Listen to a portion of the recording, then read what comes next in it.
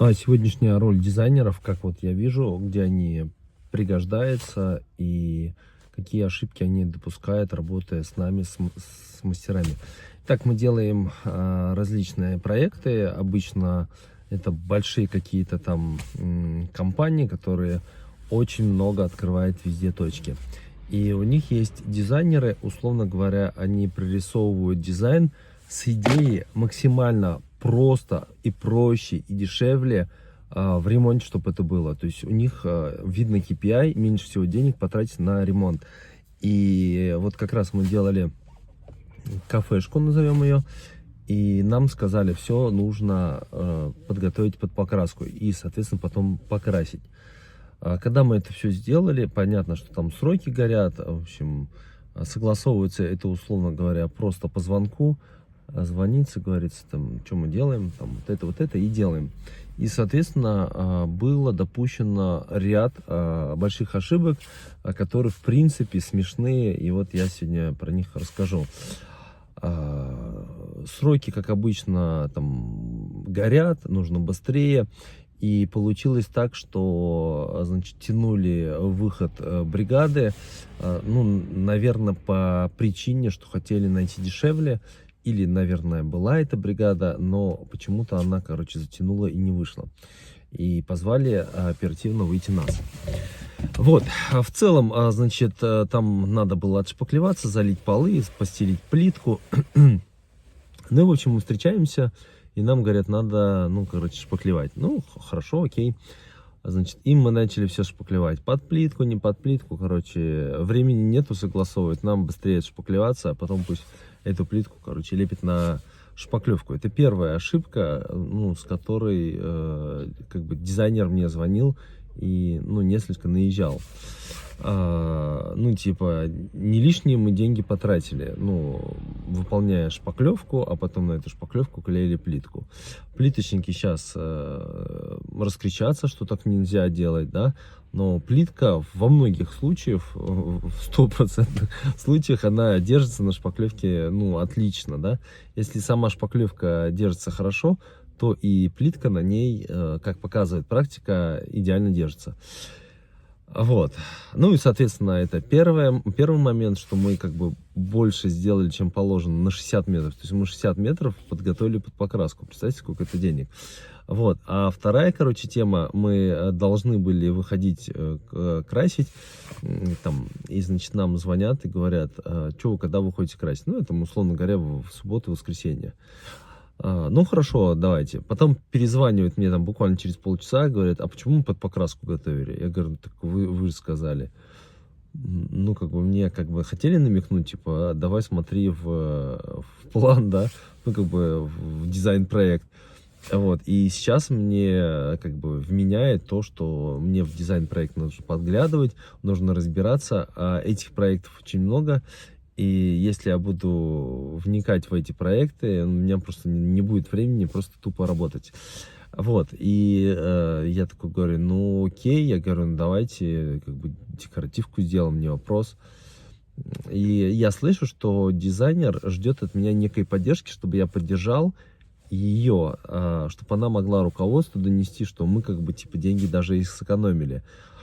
Ну, если сейчас покрасим. Вот. И, ну, она, понятно, что спрашивает меня там о том, что вот, а если мы бы подготовили бы под декоративку, сделали бы декоративку, я говорю, это очень дорого. Ну, она такая обрадовалась, типа, что мы, получается, сэкономили? Я говорю, да, сэкономили.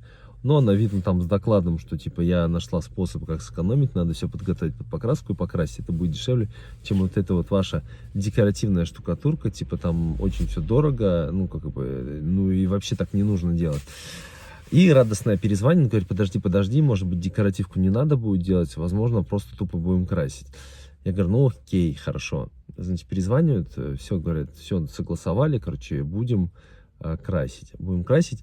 Приезжаем, соответственно, в воскресенье на покраску. Я планировал приехать и как бы все уехать, организовать работу. А получилось так, что я приехал, и там был трэш-мэш, в общем, это взлом замка, потому что плиточник забрал ключ, Мне там никто не поверил, типа, что так ключи быстро, то есть такие замки, типа, быстро взламываются. Я, честно, очень сам удивился. Понятно, что в помещении всегда существует два входа-выхода.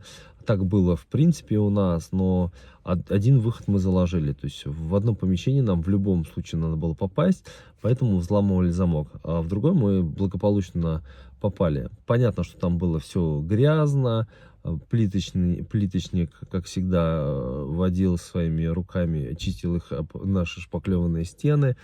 Значит, все запачкано, и, соответственно, 2-3 часа мы просто тупо все чистили.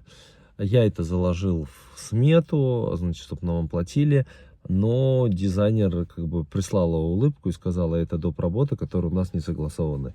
И, ну, как бы, я плачу столько, сколько вы хотите. Ну, и прислала столько, сколько мы изначально обсуждали. Ну, в общем, дизайнеры, к сожалению, не слушают, и дизайнеры хотят все спихнуть на строителей, чтобы строители смотрели этот дизайн, да, дизайн-проект. Можно смотреть, да, можно смотреть, но когда идет речь о скорости, когда речь идет о оперативности, конечно, не хочется этот дизайн-проект смотреть. И тем более смотреть ралы, подбирать краску под ралы. Поэтому, ну, я думаю, все-таки это какая-то будет все равно еще более какая-то современная оптимизация, что будет намного все проще. То есть не будет так, что один человек придумал цвета, другой человек должен вникнуть в эту всю тему, потому что ты начинаешь спрашивать, ну, типа, здесь как? И дизайнер знает, сам рисовал вот эту вот всю лабуду свою, и все равно говорит, ну, типа, а что там в проекте, что там, посмотри. Ну, как бы заставляет тебя вот этот проект все-таки смотреть. Ну, как бы носом тыкают, чтобы ты там разбирался в нем. Понятно, в какой-то момент я все-таки, ну, наверное, смогу читать проекты, ну, как бы, на ура. Но когда там 1000 стен, когда они там заворачиваются, когда стандартизации нету, то есть, ну, нет такого, что у одних так нарисовано, у других по-другому. Ну, то есть вот так обычно, а не так, что у всех все одинаково. И ты уже привык там смотреть. Здесь у тебя посмотрел размеры, здесь посмотрел, какая стена, здесь что нужно делать, какой колер. Вот. В этом бы и не было проблем, если бы не было изменений. Изменения идут всегда. То есть, что мне смотреть? Прихожу на объект, мне говорят, что там, понимаешь, что надо делать? Я говорю, понимаю. Они такие, а мы давай тебе вышлем, ну, как бы новое согласование. Как новое согласование, если вот мы 3 дня назад встречались, все обсудили, сейчас, типа, все по-другому. Ну да, типа, все по-другому. Поэтому дизайнеры, ну, на самом деле, это не люди, там, которые катаются там на майбухах, там, живут в шоколаде, зарабатывают миллиарды долларов. Они, к сожалению, всегда на технадзорах, всегда на каких-то проектах, до них тяжело дозвониться, с ними ничего не согласуешь. И получается, приходится